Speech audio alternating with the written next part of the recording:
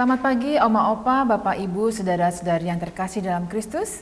Salam sejahtera untuk kita semua. Kembali lagi bersama saya Irma dan Oma Fang. dalam acara Oke hari ini Orang Kudus hari ini, edisi 18 Desember 2022. Selamat pagi Oma Fang. Pagi juga. Apa kabar? Baik. Oma, kita udah masuk nuansa Advent nih, makanya baju kita semuanya ada ungu-ungunya ya Oma. Iya. Oma tambah cantik loh Oma pakai ungu. Amin. Baik Oma, hari ini kita mau bercerita tentang satu orang kudus, yaitu siapa Oma? Santo Flanan. Santo Flanan Uskup. Saya sempat baca, Oma sedikit sempat baca bagaimana kisah hidup dari Santo Flanan Uskup ini.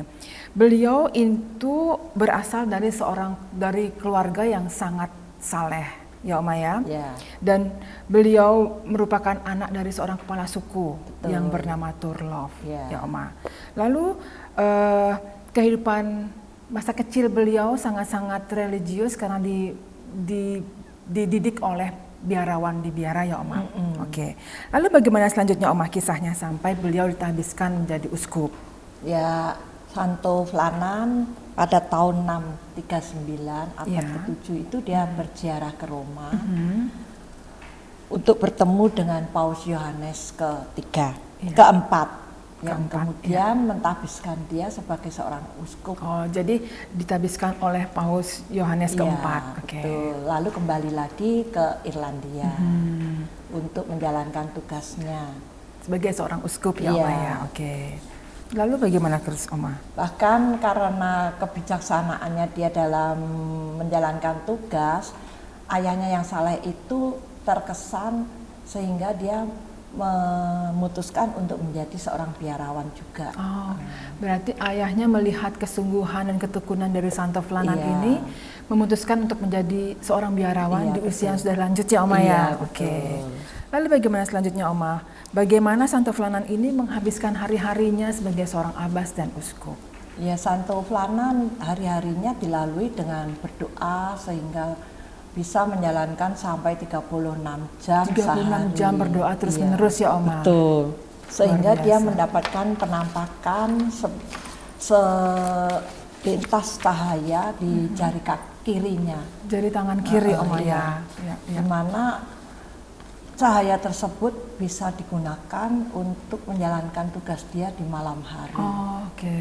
Dalam kegelapan. Jadi menjadi terang dan bisa melanjutkan pekerjaannya. Oke. Lalu bagaimana Oma?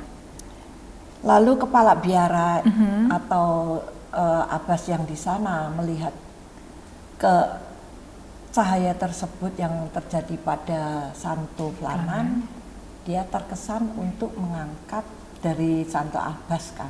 Ya, menjadi pengganti, menjadi kepala uskup. Flanan kemudian menjalankan tugasnya sebagai seorang uskup dengan bijaksana dan cara-cara kerjanya pun dikerjakan seperti biasa untuk memberi contoh kepada rakyatnya. Ya, dan biarawan yang lain ya Oma ya. Seperti menyapu, berkebun, ataupun mencuci, begitu.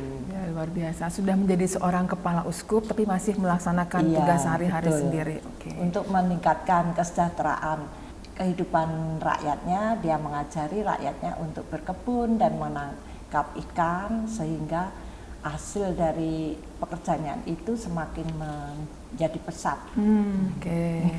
Jadi beliau mengajarkan rakyatnya untuk bercocok tanam dan menangkap ikan dengan lebih efisien Oma ya. Sehingga hasilnya lebih banyak. Oke.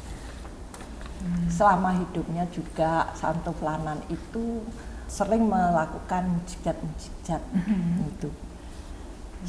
Sehingga ia terampil sebagai seorang petani yang dengan hati-hati menaburkan benih kebajikan di hati setiap umat beriman. Jadi tidak hanya bertani yang betul-betul menghasilkan panen yang berlimpah, tapi juga menaburkan kebajikan, benih-benih kebajikan di hati umatnya. Oke. Lalu bagaimana kisah akhir dari hidup Santo Flanan ini Oma?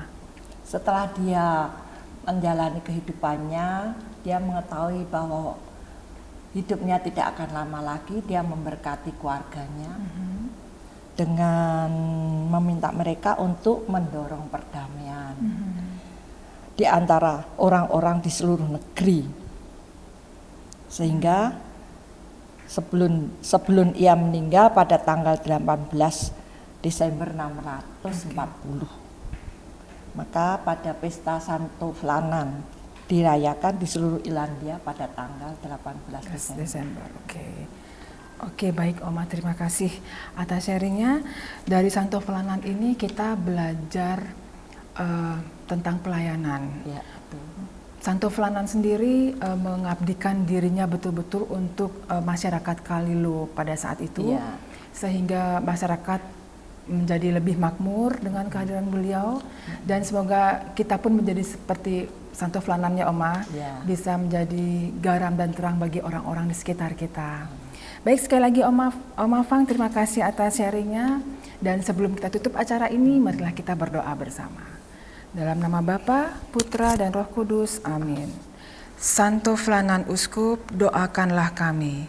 Kemuliaan kepada Bapa dan Putra dan Roh Kudus, seperti pada permulaan, sekarang, selalu, dan sepanjang segala abad. Amin. Sekali lagi terima kasih Oma. Oma Opa, Bapak Ibu, saudara-saudara yang terkasih dalam Kristus, terima kasih atas kebersamaan kita hari ini, dan sampai jumpa dalam acara Oke, hari ini, Orang Kudus hari ini selanjutnya. Hari ini